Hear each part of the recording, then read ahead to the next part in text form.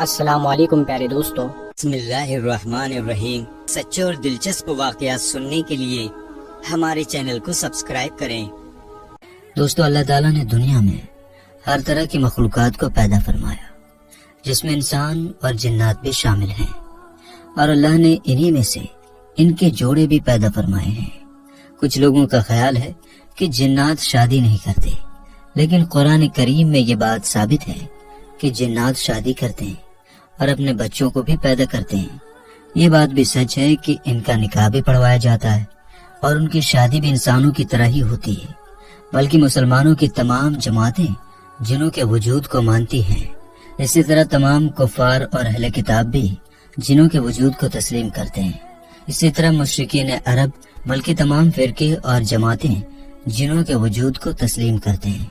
لہٰذا اس ویڈیو میں جنات کی شادی کے حوالے سے بات کریں گے کہ جنات شادی کیسے کرتے ہیں اور ان کی شادی میں کیا کیا ہوتا ہے۔ ایک دلچسپ اور سچا واقعہ آپ کو بتائیں گے کہ جب ایک مولانا صاحب نے غلطی سے جنات کا نکاح پڑھا دیا تو اس کے بعد جناتوں نے اس کے ساتھ کیا کیا، آئیے آپ کو بتاتے ہیں۔ یہ ویڈیو دیکھ کر کسی کے بھی رونگٹے کھڑے ہو جائیں گے، اس لیے میرے دوستو آپ اس ویڈیو کو لائک کر کے آخر تک ضرور دیکھیں۔ تو چلیے شروع کرتے ہیں۔ دوستو، ایک مولوی صاحب جن کا نام محمد نواز ہے، وہ کہتے ہیں کہ میں بچوں کو قرآن کریم پڑھاتا ہوں، اس کے ساتھ ہی دنیاوی تعلیم کی ٹیوشن بھی کچھ بچوں کو دیتا ہوں۔ آج کل کی سائنس نے جو ترقی کی ہے وہ اپنی جگہ پر ہے، مگر سائنس نے آج تک یہ کھوج نہیں لگا پایا کہ جنات کا وجود ہوتا ہے یا نہیں، اس لیے سائنس نے بھی یہ کہہ دیا کہ جنات کا کوئی وجود نہیں ہوتا۔ لیکن الحمدللہ ہم مسلمان ہیں اور ہم انسانوں، جانوروں اور نوازات کے علاوہ دوسری مخلوقات کی موجودگی کو بھی مانتے ہیں، جیسے کہ فرشتے اور جنات، کیونکہ جنات کے حوالے سے قرآن کریم میں بھی ذکر آیا ہے۔ اس لیے ہم یقین کرتے ہیں کہ نہ صرف جنات کا وجود ہوتا ہے بلکہ وہ ہمارے آس پاس بھی رہتے ہیں، لیکن وہ ہمیں نظر نہیں آتے۔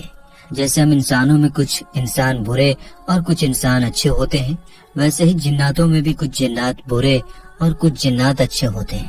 اور آج میں آپ کو جو واقعہ سنانے والا ہوں وہ برے جناتوں کا نہیں بلکہ اچھے جناتوں کا ہے۔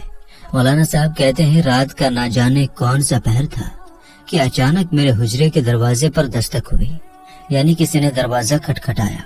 مجھے اللہ نے یہ خوبی دی تھی کہ میں چاہے جتنی بھی گہری نیند میں ہوں مگر تھوڑے سے ہی کھٹکھٹانے پر میری آنکھ کھل جاتی تھی، اور یہی وجہ تھی کہ میں جاگ گیا اور دروازے کی طرف دیکھنے لگا، اور پھر اچانک دوسری دستک ہوئی تو میں نے اپنے سرہانے رکھا موبائل اٹھا کر وقت دیکھا تو 11:21 ہوئے تھے۔ دروازے پر تیسری مرتبہ کسی نے کھٹکھٹایا اور میرا نام بھی پکارا۔ میں نے جلدی سے دروازہ کھول دیا، باہر دیکھا تو 2 اجنبی نوجوان میرے سامنے کھڑے ہوئے تھے۔ میں نے ان دونوں کو پہچانا نہیں تھا۔ میں نے ان کو دیکھتے ہی کہا، جی فرمائیے۔ انہوں نے کہا، مولوی صاحب ہمارے یہاں شادی ہے، اس لیے ہم آپ کو نکاح پڑھانے کے لیے لینے آئے ہیں۔ میں نے کہا، معاف کیجیے گا، میں نے آپ لوگوں کو پہچانا نہیں، ذرا اپنے بارے میں بتائیے۔ انہوں نے کہا، ہم پڑوس والے گاؤں میں رہتے ہیں۔ تو میں نے ان سے پوچھا، آپ لوگوں کا کیا نام ہے؟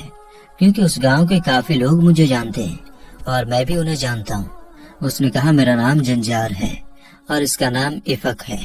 تو میں نے اپنے آپ سے کہا، عجیب نام ہے۔ ان دونوں سے تھوڑی باتیں کرنے کے بعد مولوی صاحب ان کے ساتھ چل دیے۔ مولوی محمد نواز بتاتے ہیں کہ مارچ کا مہینہ تھا، اس لیے رات تھوڑی ٹھنڈی تھی۔ وہ دونوں میرے آگے آگے اور میں ان کے پیچھے پیچھے چل رہا تھا۔ ان کی رفتار بہت تیز تھی مگر وہ میری وجہ سے دھیرے چلنے پر مجبور تھے۔ تقریباً 20 منٹ چلنے کے بعد ان کا رخ بدل گیا، یعنی انہوں نے اپنا راستہ بدل دیا۔ یہ دیکھ کر میں پریشان ہو گیا، کیونکہ گاؤں تو دوسری طرف تھا اور جدھر وہ جا رہے تھے اس طرف ایک بڑا سا میدان تھا جہاں گاؤں کے لڑکے دن کے وقت کرکٹ وغیرہ کھیلتے تھے۔ میں نے کہا، بھائی آپ کہاں جا رہے ہیں؟ گاؤں تو اس طرف ہے اور ادھر تو میدان ہے۔ انہوں نے کہا، جی اصل میں گاؤں میں جگہ نہیں تھی، اس لیے ہم نے شامیانہ ادھر لگایا ہے۔ میں بھی چپ چاپ ان کے پیچھے پیچھے چلنے لگا۔ وہ دونوں وقت وقت پر پیچھے مڑ کر میری طرف دیکھتے تھے، جیسے کہ یہ یقین کرنا چاہتے ہوں کہ میں ان کے پیچھے آ رہا ہوں یا نہیں۔ میں نے چلتے ہوئے دوبارہ کہا، سنو بھائی، شادی ہے نا آپ کے یہاں؟ تو انہوں نے جواب دیا جی ہاں۔ میں نے کہا تو یہ خاموشی کیوں ہے؟ کیونکہ ہم میدان کے قریب تھے اور ابھی تک مجھے کوئی بھی آواز سنائی نہیں دے رہی تھی، بالکل سناٹا تھا۔ اس لیے میں نے ان سے پوچھا تو انہوں نے کہا جی انتظام تو ہے، مگر نکاح پڑھانے کے بعد۔ یہ کہہ کر وہ پھر سے چلنے لگا۔ تقریباً 5 منٹ کے چلنے کے بعد مجھے وہ شامیانہ نظر آیا اور تقریباً 2 منٹ کے چلنے کے بعد ہم اس شامیانے میں داخل ہو گئے۔ لائٹنگ کا تو خوب انتظام کیا گیا تھا۔ میں چاروں طرف عجیب نظروں سے دیکھ رہا تھا کہ اتنے میں میرے کانوں میں آواز آئی، خوش آمدید مولوی صاحب۔ میرے سامنے سلوار قمیض میں ایک شخص کھڑا ہوا تھا۔ تو جنجار جو مجھے لے کر آیا تھا اس نے کہا یہ دولہے کے باپ ہیں اور ان کا نام سردار مانس ہے۔ اس کے بعد سردار مانس نے کہا آئیے مولوی صاحب، میں آپ کو لے چلتا ہوں۔ اس کے بعد وہ آگے آگے چلنے لگے اور میں بھی ان کے پیچھے پیچھے چل دیا۔ ایک جگہ جا کر مانس صاحب نے ایک شخص کی طرف اشارہ کر کے کہا یہ دلہن کے باپ ہیں، ان کا نام شرمک صاحب ہے۔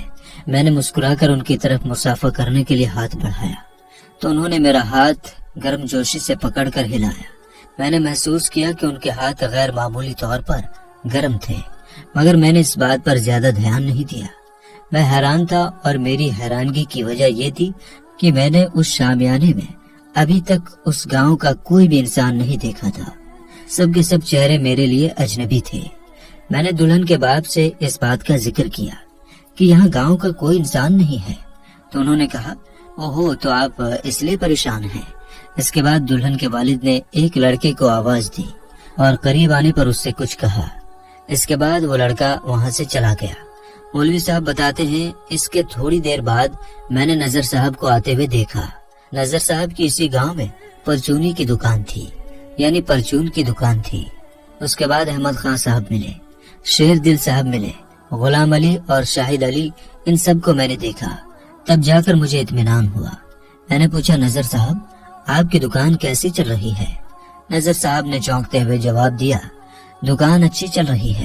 اس کے بعد میں نے گاؤں کے لوگوں سے اور بھی باتیں کی۔ اتنے میں افق صاحب نے آ کر مجھ سے کہا مولوی صاحب نکاح پڑھائیں، دیر ہو رہی ہے۔ میں نے کہا جی چلیں، اور پھر جا کر میں نے ان کا نکاح پڑھایا۔ انہوں نے مجھے مٹھائی بھی دی، نکاح پڑھائی کے پیسے بھی دیے اور مجھے کھانا بھی کھلایا۔ کھانا اس قدر لذیذ تھا کہ میں بیان نہیں کر سکتا۔ اس کے بعد افق اور جنزار جو مجھے لے کر آئے تھے انہوں نے دوبارہ مجھے میرے دروازے تک چھوڑ دیا اور پھر واپس چلے گئے۔ میں نے جلدی سے وضو کیا اور سونے کی تیاری کرنے لگا۔ وضو کر کے جب میں بستر پر لیٹا تو ذہن میں خیال آیا کہ دیکھو تو صحیح ٹائم کتنا ہوا ہے۔ میں نے سوچا اگر نماز فجر کا وقت قریب ہوا تو پہلے نماز پڑھوں گا، کیونکہ آنے جانے میں کافی دیر لگ گئی ہے تو شاید ہو سکتا ہے نماز فجر کا وقت ہونے ہی والا ہو۔ اسی خیال میں میں نے موبائل نکالا اور ٹائم دیکھنے لگا۔ جب میری نظر ٹائم کے حصوں پر پڑی تو میں چونک گیا، کیونکہ مجھے اٹھے ہوئے ابھی زیادہ وقت نہیں گزرا تھا، جبکہ جہاں میں گیا تھا وہاں جانے میں کافی وقت لگا تھا۔ پھر میں نے صبح کو اس گاؤں میں جا کر جن لوگوں سے ملا تھا، یعنی جن سے میں نے بارات میں ملاقات کی تھی، ان سے رات کے واقعات کے بارے میں پوچھا تو ان لوگوں نے کہا کہ وہ رات کو اپنے گھر سے کہیں نہیں نکلے، انہوں نے کسی بھی شادی میں شرکت نہیں کی۔ میں بہت حیران ہوا اور واپس آ گیا۔ جب میں نے مٹھائی اور نکاح کے پیسے دیکھے تو مجھے یقین ہو گیا کہ نہیں، یہ میرا وہم نہیں ہے، بلکہ میں نے یقیناً شادی میں شرکت کی تھی۔ اس کے بعد مجھے پتا چلا کہ جن شادی میں میں نے شرکت کی تھی وہ انسانوں کی نہیں بلکہ جناتوں کی شادی تھی، اور میں نے جناتوں کا نکاح پڑھایا تھا۔ آج بھی جب یہ واقعہ یاد آتا ہے تو میرے رونگٹے کھڑے ہو جاتے ہیں کہ میں نے اپنی زندگی میں ایک جن زادے کا نکاح پڑھایا ہے۔ میرے لیے اچھا تھا کہ وہ برے جنات نہیں بلکہ وہ نیک اور مسلمان جنات تھے جنہوں نے مجھے کوئی نقصان نہیں پہنچایا۔ تو میرے دوستو، مجھے امید ہے کہ اب آپ بھی یہ جان گئے ہوں گے کہ جنات ہوتے ہیں اور ان کی شادیاں بھی ہوتی ہیں، ان کا نکاح بھی پڑھایا جاتا ہے اور وہ بڑے دھوم دھام سے شادیاں کرتے ہیں۔ تو یہ تھا آج کا واقعہ۔ دوستو اگر واقعہ پسند آیا ہو تو اس ویڈیو کو لائک کریں، کمنٹ کریں اور شیئر کریں، اور اسی طرح کے سچے اور دلچسپ واقعات سننے کے لیے ہمارے چینل کو سبسکرائب کریں۔ السلام علیکم ورحمۃ اللہ وبرکاتہ۔